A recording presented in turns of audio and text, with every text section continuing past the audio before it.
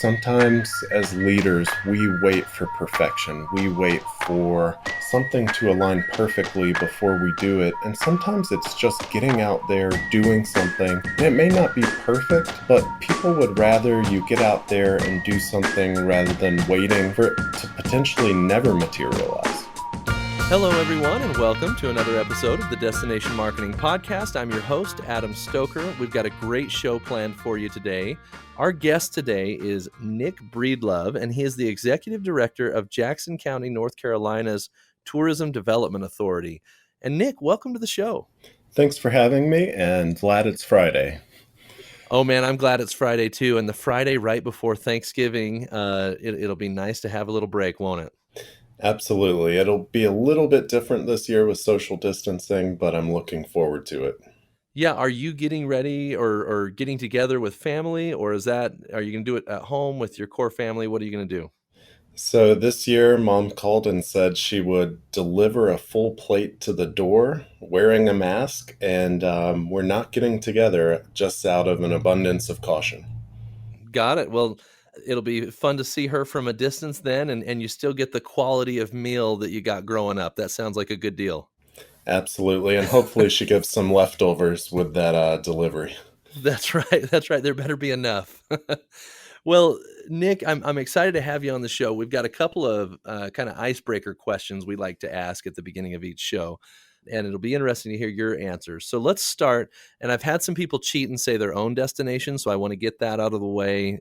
You can't cheat and say your own destination. All right. So if you could go anywhere in the world, Nick, where would that be? I think one of my bucket list destinations is Iceland. I'm really fascinated by the Northern Lights, and that's definitely something I want to do before I die. Just see the beautiful green glow, and also the black sand beaches there are just gorgeous.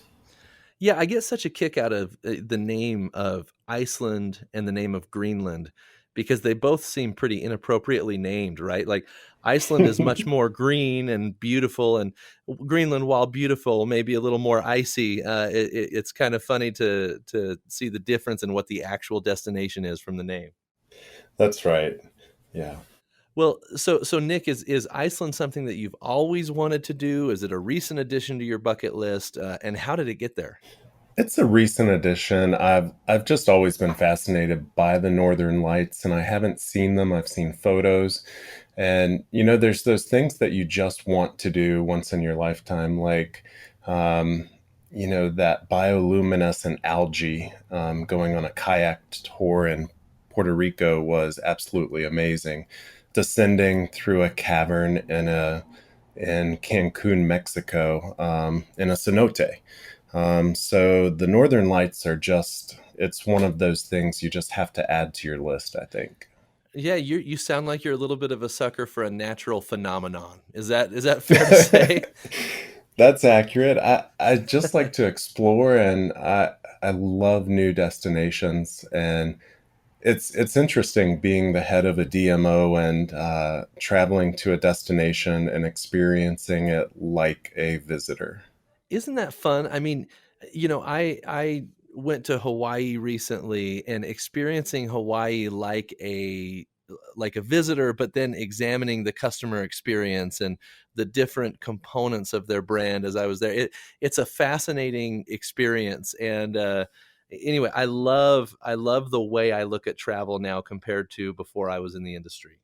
It's like the first thing that I do when I get to a new town is I go, where should I eat?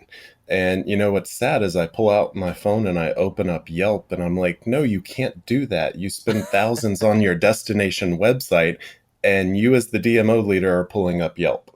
So then I remind myself to check out the local DMO website, call the visitor center and say, if I have 2 days here, what should I do and what should I see?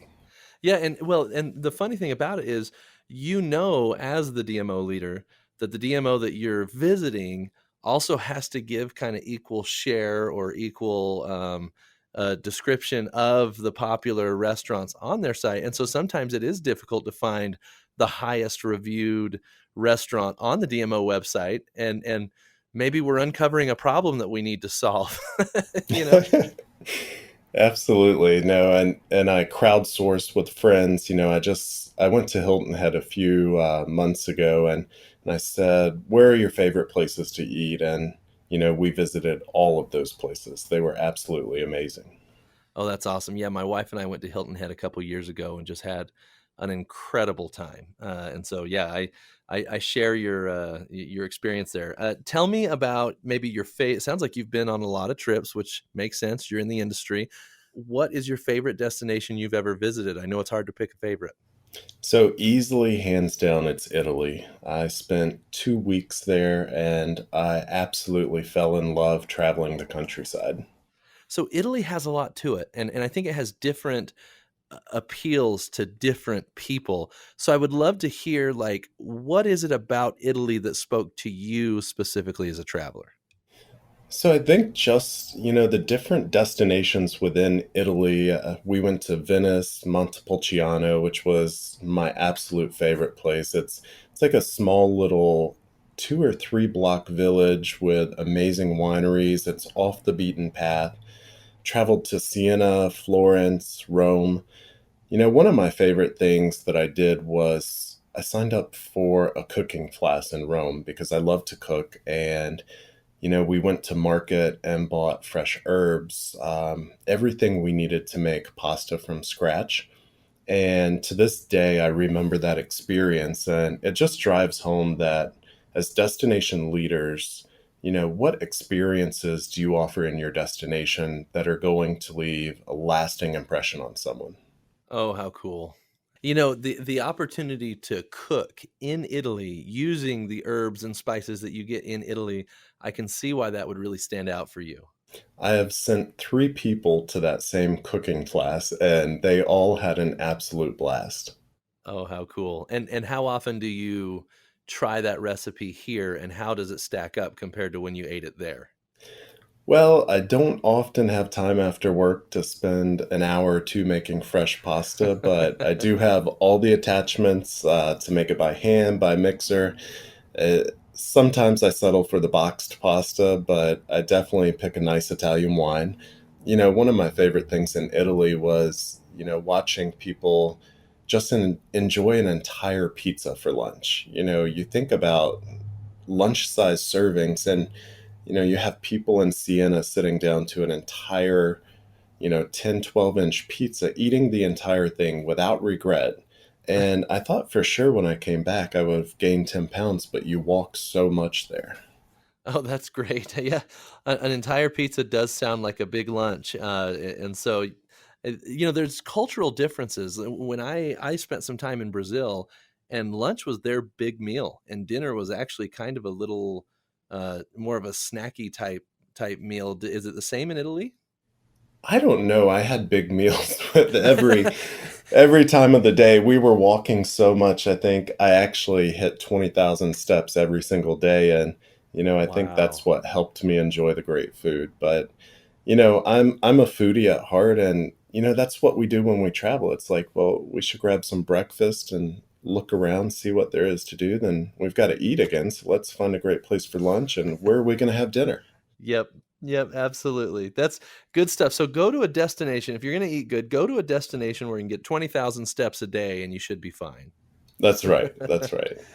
Well, Nick, I appreciate you giving us that context on your travel experience. And I'd love to learn a little bit more about you and your background and how you got into tourism. Yeah, so I have an interesting background. I was a journalist for a newspaper for about 13 years, back when people actually picked up a physical newspaper and read it from front to back. And so I learned a lot about storytelling. That's really the industry. When you break down what we do in DMOs, it's all about telling a story. So, with that background, from there, I went on to be a mayor, which it was a small town in our county. It's like an HOA almost. It's almost something out of Parks and Rec, if you've ever seen that series. But Yes. I got a taste for government when I was mayor, and it wasn't a full time job. It was one meeting a month, and We had a budget of $140,000, which at the time seemed like a lot. But it gave me a taste of, leading meetings, bringing together stakeholders, and from there, the position for our DMO never had a director before. So they were looking for somebody with public relation skills, with an advertising background, with leadership skills. So it was an odd combination of utilizing, my past roles in, copywriting for newspaper, photography, leadership as the mayor dealing with a board. It made for the perfect combination, and I joined our DMO about 5 years ago. That is so interesting because you hear that job description, right? And you're like, man, it's going to be hard to find somebody. But here comes Nick, who went from journalist to mayor and got all those skills that fit that job description and fits perfectly into this net new director role. It's kind of fun to see how, man, people have such well-rounded backgrounds that there's always a person out there that can fit whatever job. But it had to have been challenging to get into or to start a net new position that didn't have like a predecessor that had set up those processes or set up what needed to a vision for the destination. So how were you able to do that from the ground up? Well, it's really funny. When I started, it was mid-January, and they gave me a 1-year contract. They said we're going to see if the director is really something we need, if it's a good fit. So it's sort of like a blank page. You get to write it from scratch. You just hope there's a sequel. But yeah, I started out in mid-January, and somebody said, "How's the visitor guide coming along?" And I said, "Visitor guide? What visitor guide?" And they said, "Well, we produce one every year." And I said, "Okay, well, let me figure that out." And then about a month later, they said, "There's this big eclipse happening in about 2 years, and we're directly in the path of it." And I said, "Oh, wow, that's pretty cool. We need to figure that out." And that the 2017 eclipse was a lot of fun, but we planned for that for 2 solid years, and it was the largest mass migration of humans in modern history, and nobody knew how many people were coming. Nobody knew what was going to happen. So, talking about getting thrown into hot water, Yeah, it was fun, but you learn. And my biggest thing is I try to bring everyone along in the process, and connect stakeholders, and really bring everyone into the conversation. So we do that on a continual basis here. got it. Well, that's interesting. I'd love to. I mean, that gives us some insight into the uniqueness of the destination that you guys were the primary viewing place for that eclipse, and that people came from all over the country to be there, which is hard to imagine today. And we'll talk about that at some point. But tell me a little bit about your Jackson County as a destination and what makes it unique. So we're a mountainous destination. A lot of people have heard of Asheville, and jokingly we say we're LA left of Asheville. Um, and we're 494 square miles of just natural scenic beauty, countless waterfalls. We're home to the entrance to the Great Smoky Mountains National Park, which is the most visited park in the US with free admission. We're also home to the Blue Ridge Parkway, which is America's most celebrated motor route. So we like to think that we're in the middle of the most here because we're a few hour drive from Atlanta, from Charlotte, from Nashville.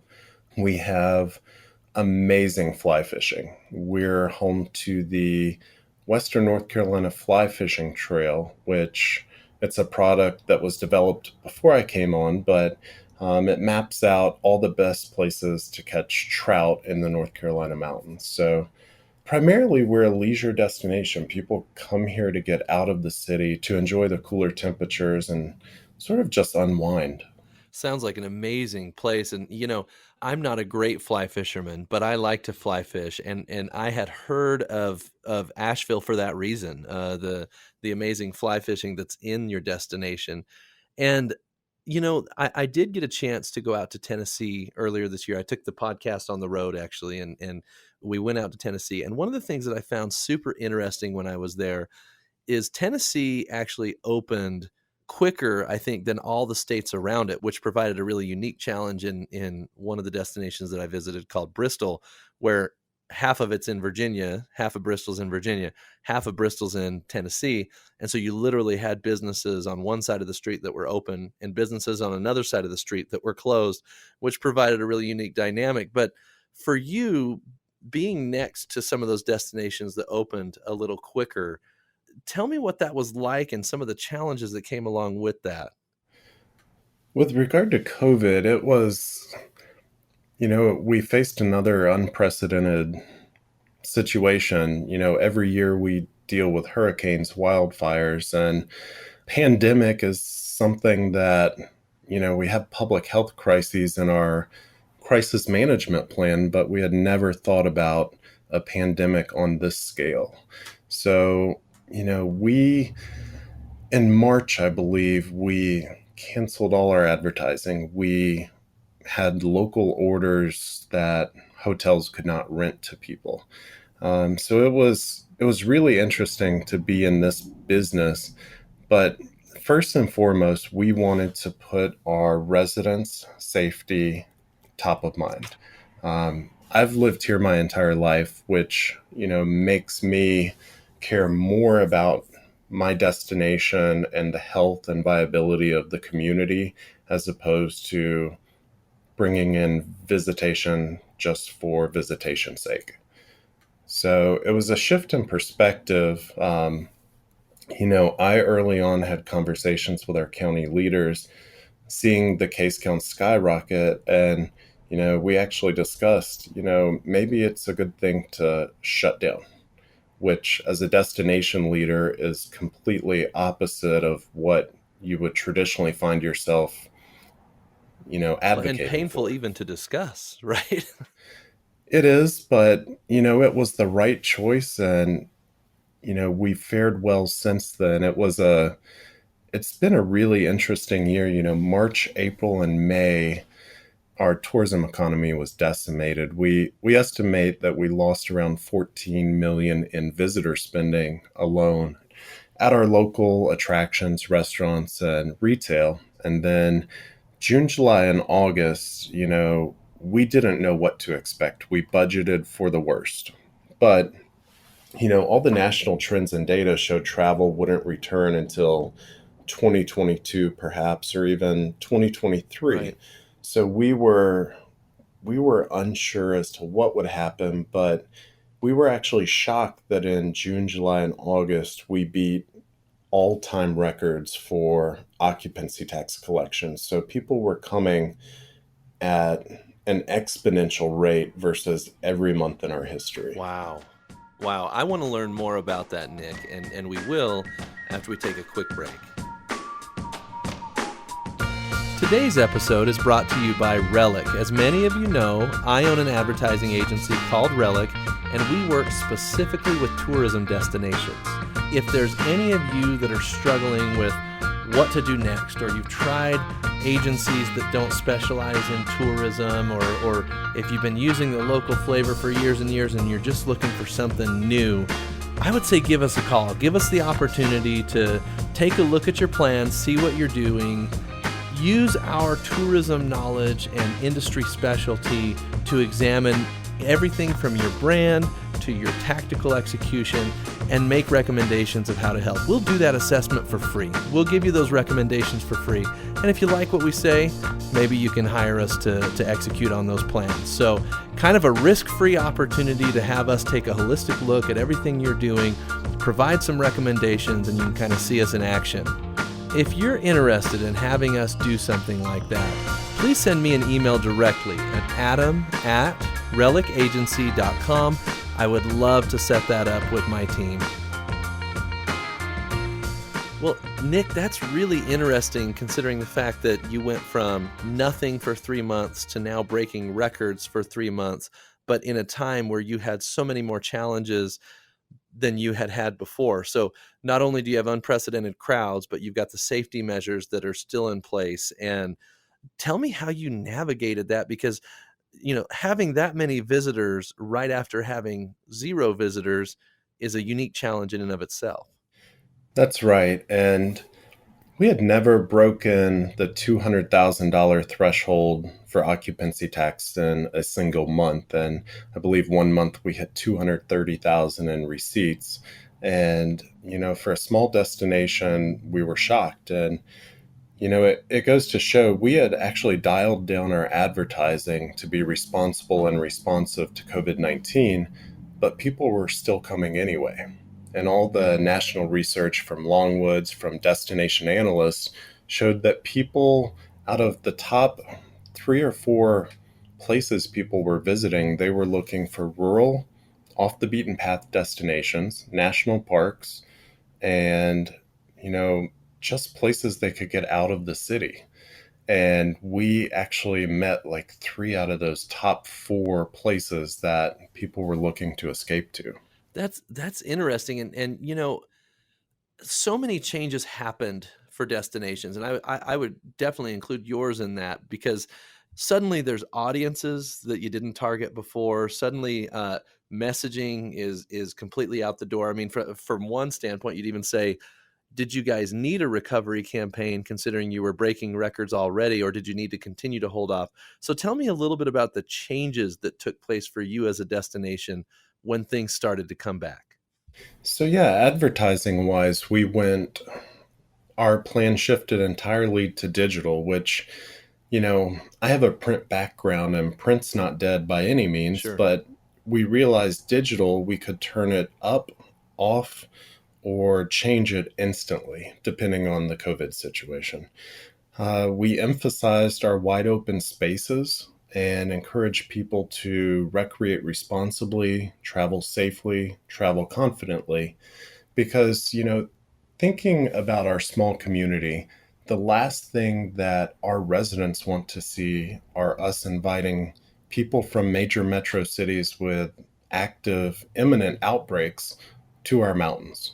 So we had to be very careful to balance resident sentiment, advertising, and all the while supporting our small businesses who desperately need business to stay open. Yeah, the idea, especially of the businesses that need the support, this is the challenging balance that I think every destination is having to figure out. And there's certain businesses that are so critical to our customer experience that if we don't have travel for a certain period of time, that business may not be able to be a part of our customer experience long term. And so that's it's this battle of safety versus sustenance. And it sounds like you guys were able to really proactively manage that balance. We started in early March before there were guidelines from the state, from Health and Human Services, from, you know, best cleaning practices for COVID. We started compiling all the information we could for our small accommodations that don't have corporate flags as to how they can prepare to reopen safely. We shared that information with restaurants. We held webinars. We sent out mass email campaigns, and we innovated and we pivoted as a DMO. Our entire job is to advertise and promote, and in recent years that's shifted to destination management, Yeah. and even more recently just destination organization. So we found ourselves shifting from supporting the visitor to shifting 100% of our efforts toward the local communities, businesses, restaurants. Because, like you said, if they're not open, if they don't have the business they need to sustain, then when our visitors come back, there will not be an experience for them. Right. Yeah, that's a difficult balance to strike, as we mentioned.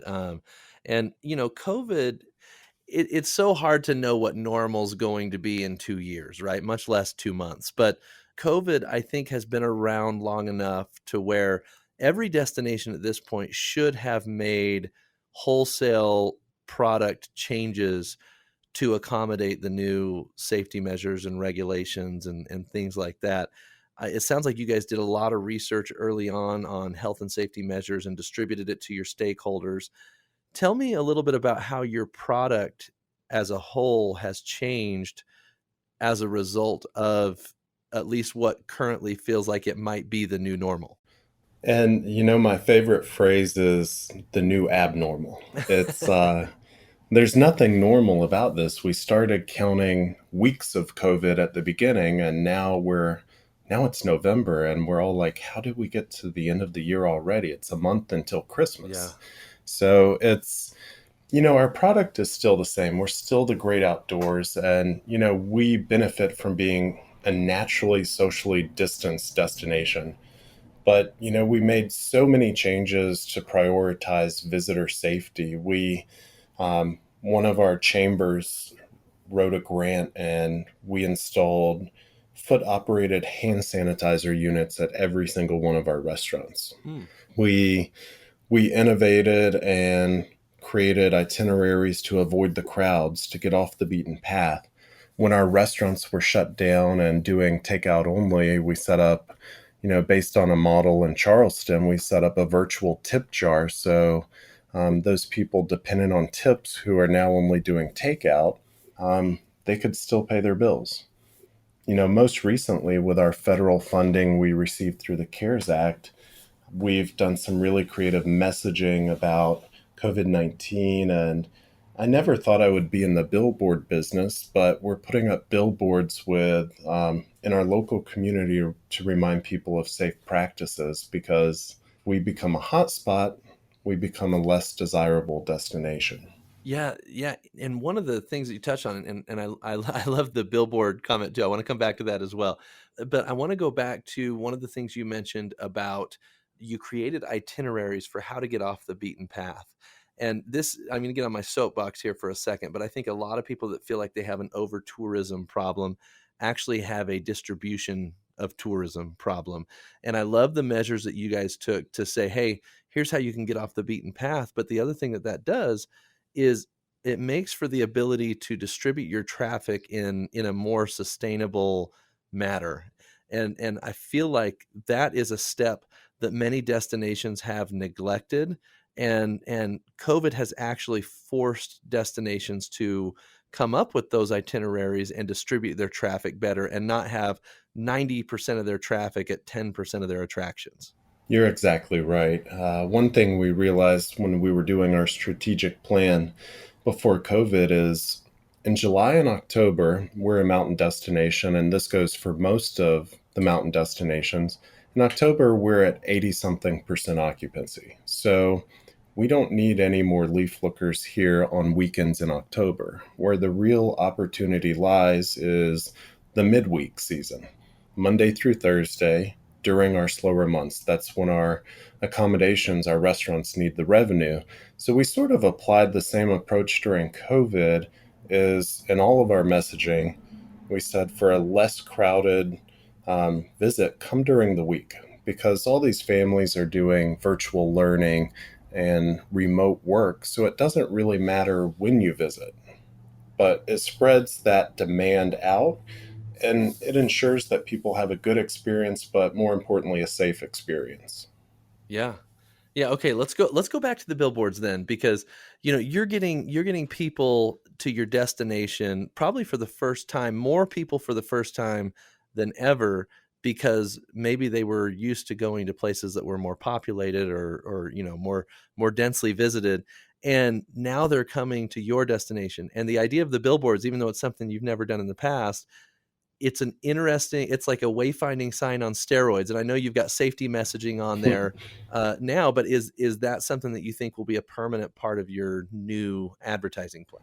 I think at least through January or February, because I think, given all of even just this week, states are issuing, I saw California is issuing a 10 p.m. curfew.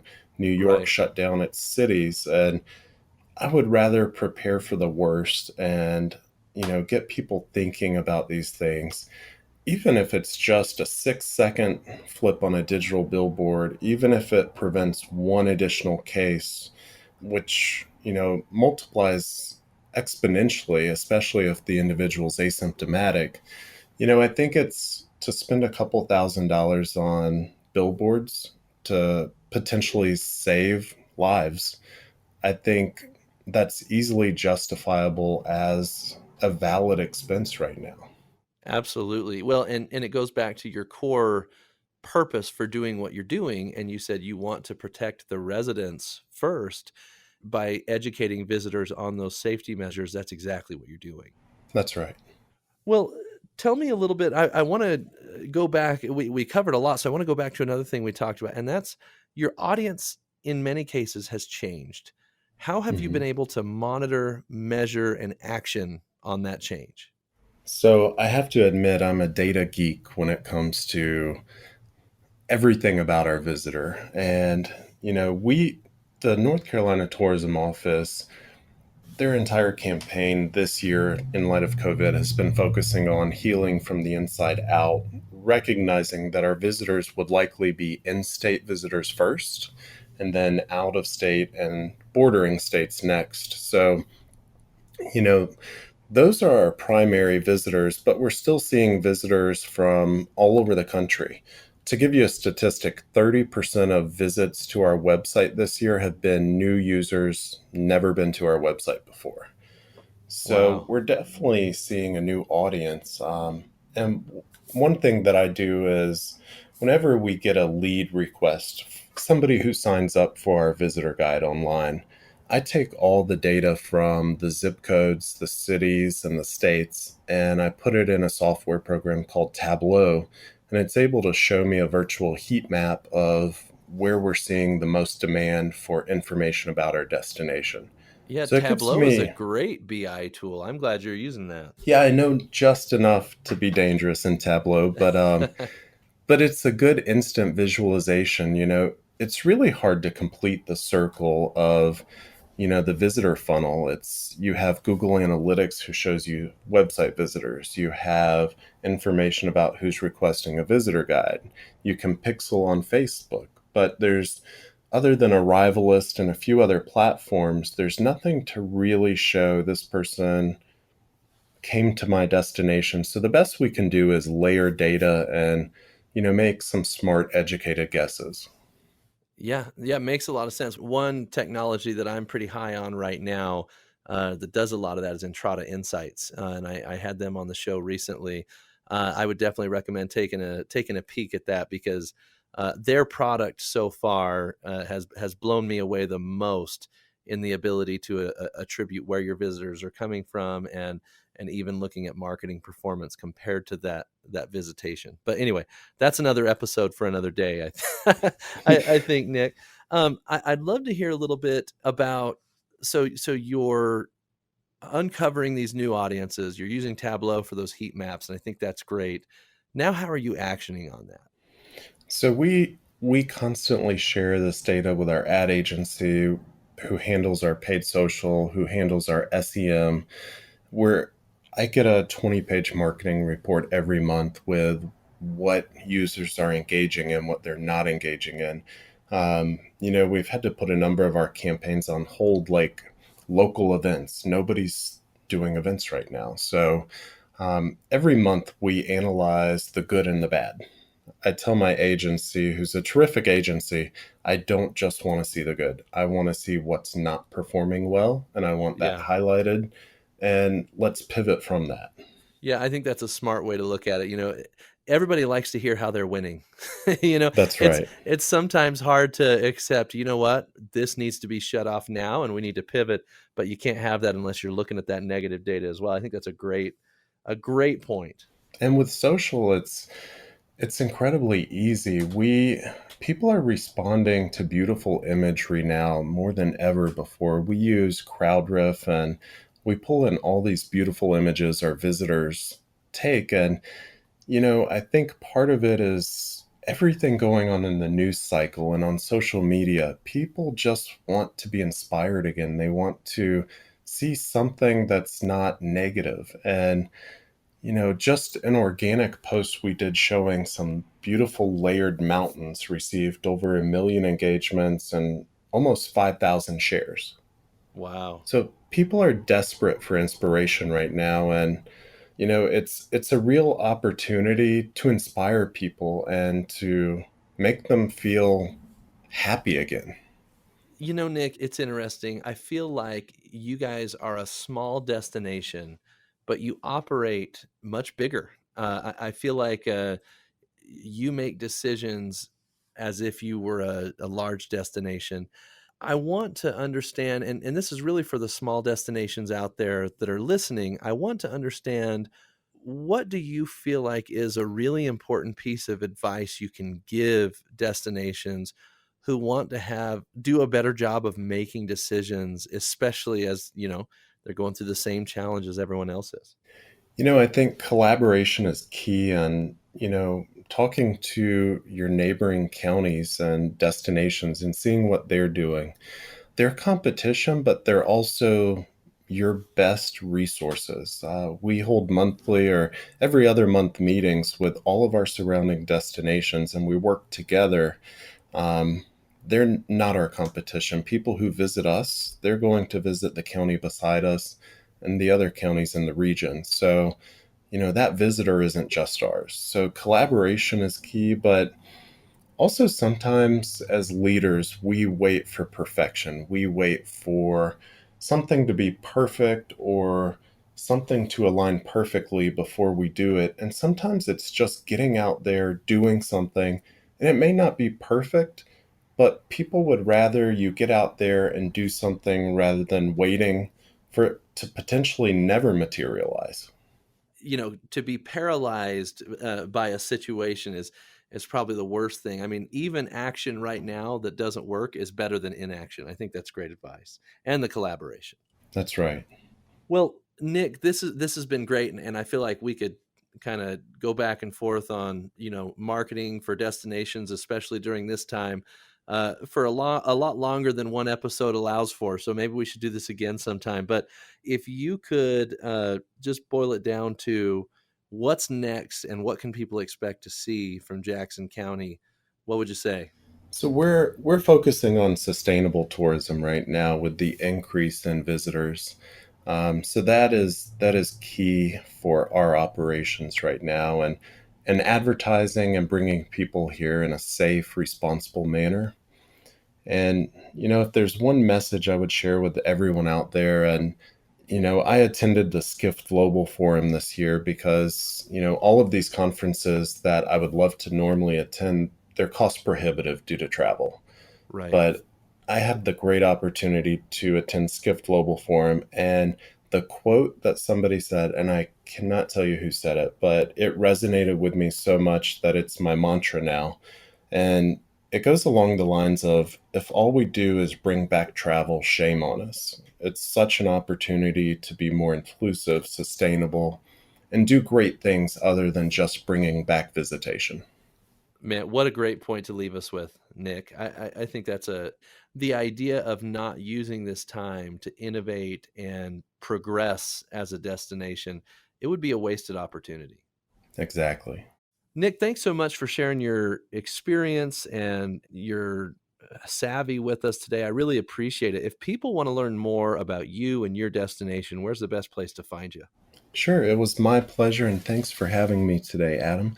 Our website is discoverjacksonnc.com, and also I'm on LinkedIn, Nick Breedlove, and would love to connect with people and anything I can do to help. If it's a phone call, if it's an email, feel free to reach out. Great, great. Yeah, guys, Jackson County, North Carolina is doing some amazing things, as you heard today. So I definitely go check them out. This has been another great episode of the Destination Marketing Podcast. Thanks, everybody, for listening. If you enjoyed today's show, please leave us a rating or review. That definitely helps us continue the show and continue to grow. Other than that, we'll see you next week.